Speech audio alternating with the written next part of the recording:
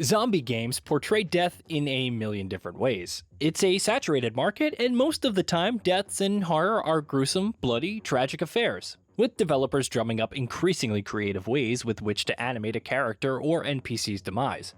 But not all death in zombie games are conventional, as the games featured in this rundown hopefully illustrate.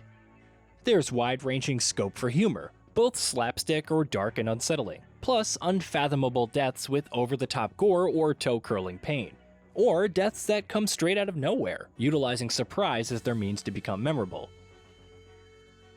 Blaze of Glory, State of Decay.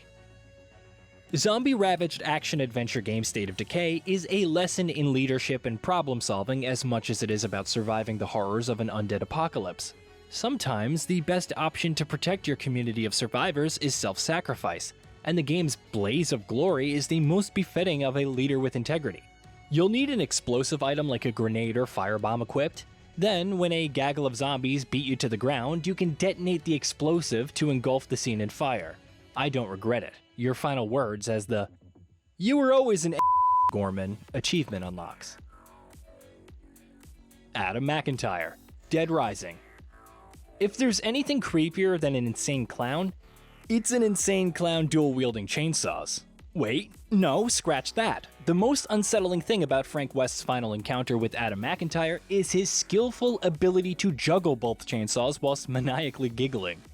The ensuing boss battle isn't as troublesome, but Adam's ultimate demise certainly is.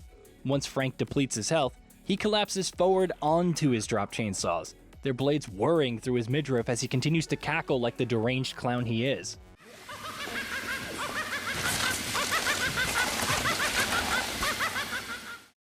Rascaplonge Death, Resident Evil 6.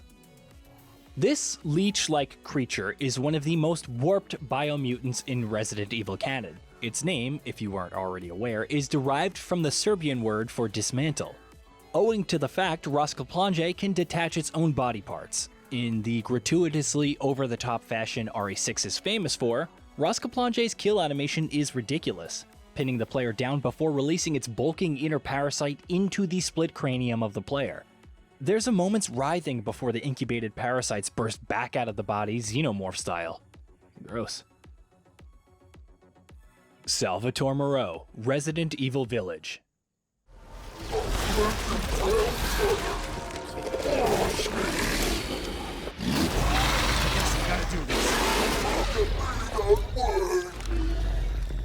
We can spare a brief moment's remorse for Salvatore Moreau. He's vilified, shunning himself away, but let's be clear, he's utterly evil too.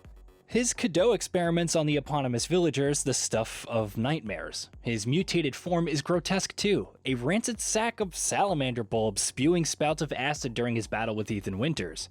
He's rather submissive, frequently revealing his human form amongst the bloat. His death is still sort of tragic. He'll inflate uncontrollably before exploding in a mass of fish guts, flesh, and acid. Ben Bertolucci, Resident Evil 2 Remake. It's ironic that the investigative journalist Ben Bertolucci's false imprisonment in the basement cells of the Raccoon City police station is principally what kept him safe from the rapidly ensuing threat on Raccoon City streets following the T-Virus outbreak.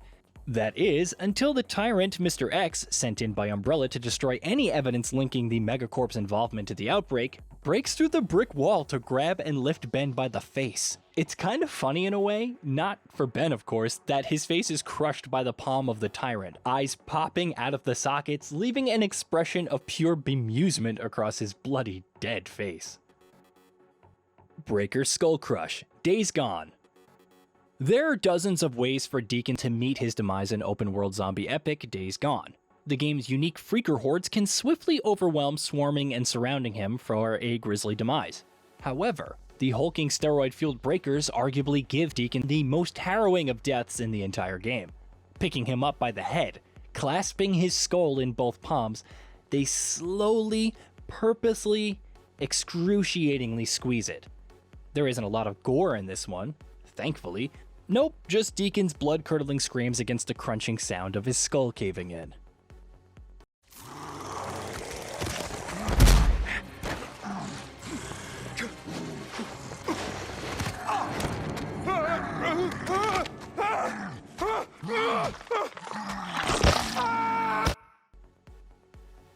Bride Witch, Left 4 Dead 2, The Passing.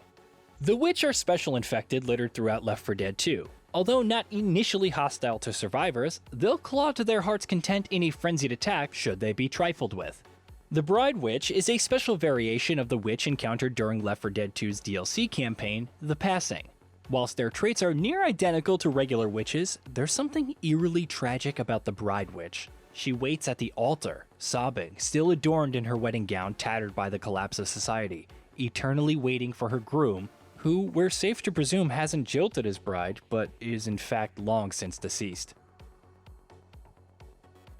DBR Corporation Scientist Deaths, House of the Dead.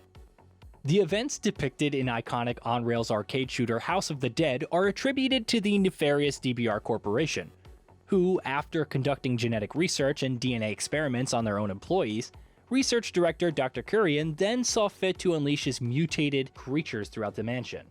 Of course, the undead monsters ran amok, killing whatever surviving scientists were there in many amusing ways. Carrying bloodied scientists and lobbing them off bridges, slicing an axe to the back or the forehead, slapping one to death on banquet tables, kicking a prone employee like a football, bludgeoning the abdomen with a novelty-sized mallet. The list goes on. Whim's Death, Dying Light 2 Stay Human. There are many a tragic death in Dying Light 2 Stay Human. Most are gut-wrenching, needless, and just plain sad. Whim's, however, comes suddenly. Zero setup, no dignity. During a quest, Whim and Aiden set out to retrieve explosives, with Whim remarking that all those that came to the location beforehand are now mysteriously dead. Given the zombie-ravaged apocalypse they're fighting to survive in, it's strange Whim didn't put two and two together. Before he knows what's what, he takes a rebar straight to the gut, suddenly swung as if out of nowhere by a goon. A massive goon. Pretty clear now who's been guarding those explosives. Death Respawn Animations, Sunset Overdrive. Sugar-fueled adrenaline rush Sunset Overdrive is what would happen if Jet Set Radio went post-apocalyptic. Its vibrant color palette is matched by its zany humor, and this is none more evident than in its respawn animations. And yes, this entry is highlighting respawn animations. So, bending the rules of the feature slightly, as it's not specifically centered on death, still, some of the respawn animations in Sunset Overdrive are so cleverly referential and goofy, it makes dying feel like an extra indulgence to the sugar-coated fun. Here's some of our favorites. Teleporting through a portal akin to Valve's seminal Puzzler. Crawling out of a TV like Samara from The Ring. Beaming back into the action a la Star Trek. Crash landing back in time in a ball of electricity just like the Terminator. And slowly winching down like Tom Cruise from Mission Impossible. Hey, did you know that we at Gaming Bolt upload new videos every day? Stick around, drop a like, subscribe, hit that bell, and let us know what kind of content you'd like to see in the future with a comment below.